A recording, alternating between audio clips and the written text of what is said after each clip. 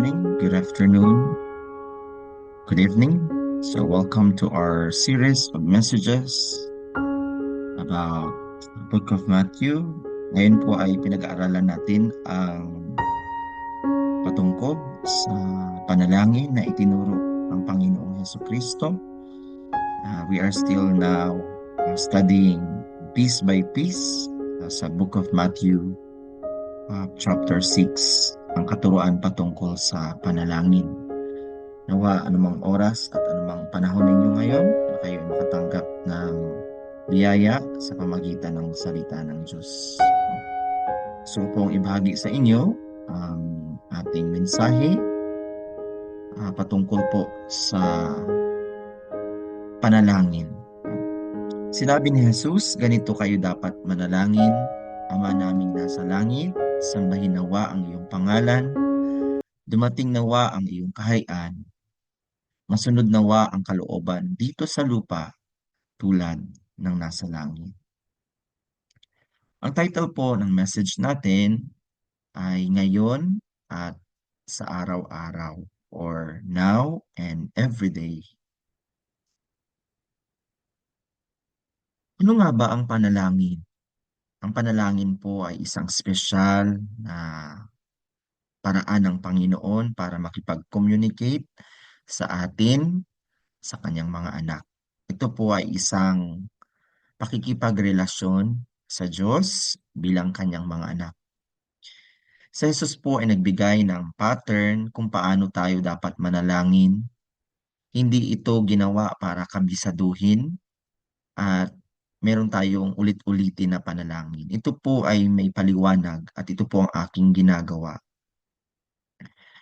Ito ay upang malaman natin ang Diyos Ama ay nasa langit, na ating Ama ay mapagmahal at tapat sa kanyang mga anak na tumatawag sa kanya. Ang kanyang pangalan ay dapat nating sambahin. Siya'y dakila, banal sa lahat ng mga pangalan. He is Jehovah Rapha, Jehovah Nessi, Jehovah Jireh, Elohim.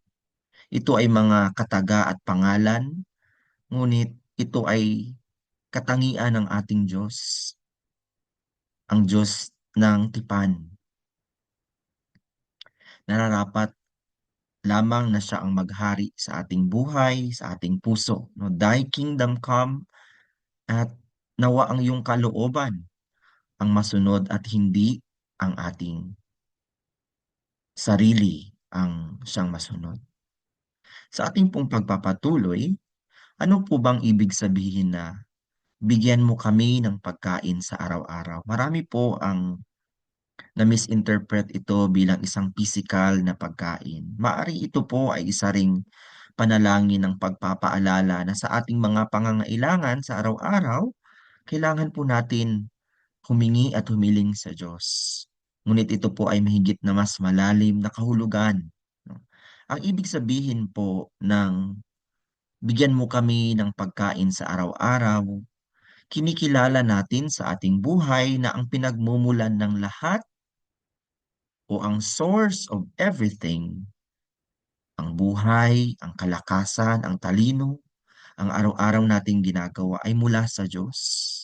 Ito po ay pagpapaalala sa atin na pag tayo ay nananalangin, Panginoon, bigyan mo kami ng kakanin sa araw-araw. Ibig sabihin, Panginoon, kayo po ang magbigay sa akin ng kalakasan sa aking pagtatrabaho, pagising, sapagkat ikaw ay ang Diyos na nagpo-provide, nagbibigay.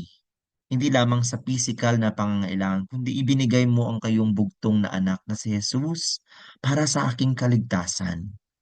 Kung mababasa ninyo po ang Philippians chapter 4 verse 19, God is the God of who provides. Even sa panahon ng ating mga pangangailangan, siya ay patuloy na gagawa at magkakaloob ng anong bagay para lamang sa atin. Ayun din po sa Job 42 verse 2, na kahit sa panahon ng ating kalungkutan, panahon ng kahinaan, kawalan, walang makakapagpigil sa pagbibigay ng Diyos ng kanyang mabubuting bagay at walang itong makakapigil. So laalalahanin po natin na sa tuwing atin itong pinapanalangin na bigyan mo kami ng kakanin, naniniwala ka na ang Diyos, kung ito ay ipagkakalob niya, walang makakapigil. So we need to depend on God. Ninanais natin, ninanais ng Panginoon na magdepende tayo sa Kanya sapagkat si Kristo ay sumasa atin. Hindi dahil sa ating gawa at hindi sa mga bagay na ginagawa natin, tayo ay bibigyan ng Diyos, kundi dahilan kay Hesu Kristo. Ang ibig sabihin po rin nang bigyan mo kami ngayon o today ng pagkain sa araw-araw. Ang ibig sabihin po ng ngayon ay hindi mamaya, hindi bukas, o buwan o taon, kundi sa kasalukuyan. Ano nga ba ang iyong nararamdaman sa mga oras na ito? Ano nga ba ang iyong feeling? Ikaw ba ay may pangangailangan? Ikaw ba ay may hinihiling sa Diyos? Sa iyong pakikinig ng salita ng Diyos na ito, meron ka bang ninanais at hinihiling sa ngayon? Kilalanin mo na ang Diyos ay laging nariyan sa anumang oras. Yun pong ibig sabihin ng ngayon at sa araw-araw. Huwag po tayong mabalisa sa mga bagay, sa mga kinabukasan. Anong gagawin ko after 10 years? Ako ba ay makakapasa? Ako ba ay may ganito? Marami tayong alalahanin para sa ating mga anak, sa ating kinabukasan, maaring sa ating karamdaman, o sa ating ah, mga panaginip o sa ating mga plano. Ngunit sapat na po ang biyaya ng Diyos sa araw-araw sa atin. Ang kanyang habag, kanyang pag-ibig, pagkalinga, pag-comfort, kahit pa sa pinakamadilim na bahagi ng ating buhay, ipagkakaloob ng Panginoon sa araw-araw ang nararapat para sa atin. Kung maalala ninyo ang buhay ng mga Israelita doon sa disyerto, sa ilang, for 40 years, ang Diyos ay nag-provide sa kanila ng mana araw-araw. Sabi ng Panginoon, lumikom lamang kayo ng pagkain na sapat para sa ngayon, sapagkat bukas ay meron ng panibagong mana. Ngunit ang iba ay nagtago, sigurista. Ngunit pagkakita nila sa kaumagahan, ito ay inuod. Ibig sabihin po nito, ang simbolo po nito ay ang simbolo ng kakayanan ng tao at ang kakayanan ng Diyos. Sapagkat ang Diyos ay nangako sa kanila, sapat na ito para sa atin sa araw-araw. Pinagpapala ko po kayo na ang biyaya ng Diyos ay laging sapat sa inyo sa ngayon at sa araw-araw. Pangalawa po, ano pong ibig sabihin na at patawarin mo kami sa aming mga kasalanan tulad ng pagpapatawad namin sa nagkakasala sa amin? Sinabi ng Diyos na ito ang inyong dapat ipanalangin. Ngunit ang pong ibig sabihin na patawarin mo kami sa aming mga pagkakasala. Number one po, ang lahat po ay nagkasala at merong tendency na magkamali sapagkat tayo ay makasalanan. Ang lahat ay nagkasala at walang matuwid ni isa, sapagkat ang kabayaran ng kasalanan ay kamatayan, at lahat tayo ay paparoon sa kamatayan doon sa impyerno dahilan sa orihinal na kasalanan ng tao. Ngunit, ang mabuting balita na si Jesus ay pinatawad na ang lahat ng ating pagkakasala.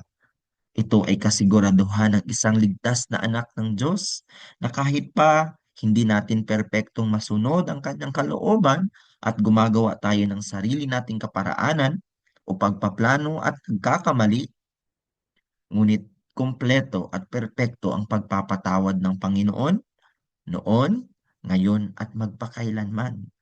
Ikaw ay manatiling ligtas bilang isang anak ng Diyos. Ikaw ay napawalang sala na. Ang ibig sabihin ng patawarin mo kami sa aming mga kasalanan, ang ibig sabihin nito ay ang pagperpektong pagtawad papatawad ng Panginoon nung sinabi ni Jesus sa John 19 verse 30, "It is finished." Ibig sabihin tapos na. Ano ba ang tinapos ni Kristo? Sa Hebrew po na word na "it is finished" is called tetelestai. Again, tetelestai. Ang ibig sabihin ng tetelestai ay may tatlong meaning.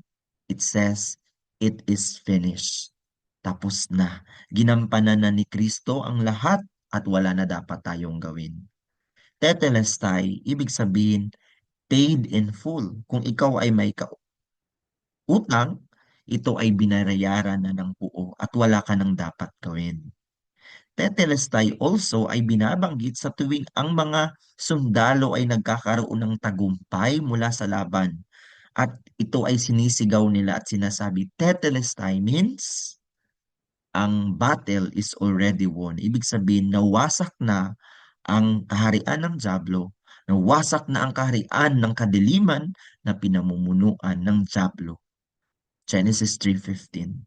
The head of the serpent is already crushed in the name of Jesus. Nawa panghawakan natin ito mga kapatid. Tulad ng pagpapatawad ng Panginoon sa ating mga pagkakasala, nawa maranasan po natin ang pagpapatawad ng Diyos sa ating mga sarili at ang pagpapatawad natin sa mga nagkakasala sa atin. Meron po isang parabola sa Book of Matthew patungkol sa pagpapatawad at tinanong ito ng mga disipulo kung ilang beses dapat magpatawad ang tao na nagkakasala o may kasalanan. Ngunit sinagot ito ni Jesus sa isang parabola na mayroong isang hari, mayroong nagkasala sa kanya at pinatawad ng hari. Ngunit ang taong ito ay mayroong kasalanan o mayroong utang sa isang alipin at hindi niya pinatawad. Ito ay simbolo ng ating malaking kasalanan, ngunit pinatawad tayo ng Panginoon. Gayon din sa mga taong nagkasala sa atin. Dapat natin silang patawarin. 70 times 7. Ibig sabihin, eternity. Hindi po 70 times 7 at dapat nating bilangin. Hindi po.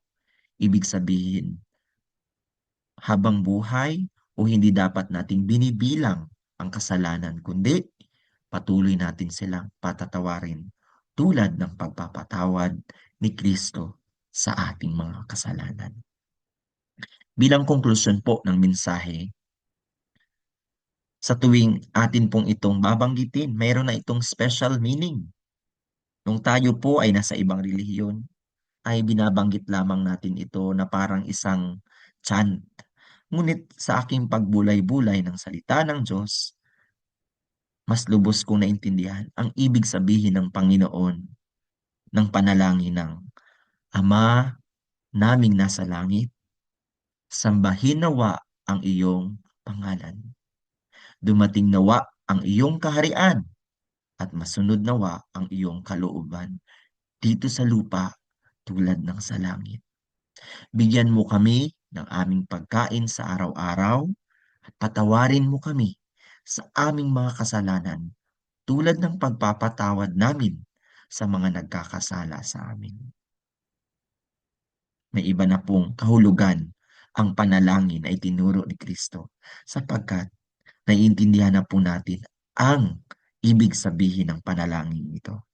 Sinabi ni Jesus sa John 6 verse 39 na siya ang tinapay ng buhay at ang sino mang kakain sa kanya ay hindi na muling magugutom. They will be satisfied. They will be happy sapagkat ang Panginoon will complete and fulfill their hunger. Maaring tayo ay maraming katanungan, maraming panalangin at inaasahan. Nawa kayo may mapuno ni Kristo at ma-enjoy natin siya sa araw-araw nating buhay. Sa anumang panahon, sitwasyon, ito man ay kalakasan at kahinaan, karamdaman, kalakasan, at kahit pa sa kamatayan. Siya ay tunay na tapat sa kanyang mga pangako sa ating mga anak ng Diyos. Nawa, meron po tayong panahon para mas lalo pang pagbulay-bulayan ang salita ng Diyos. At God bless you.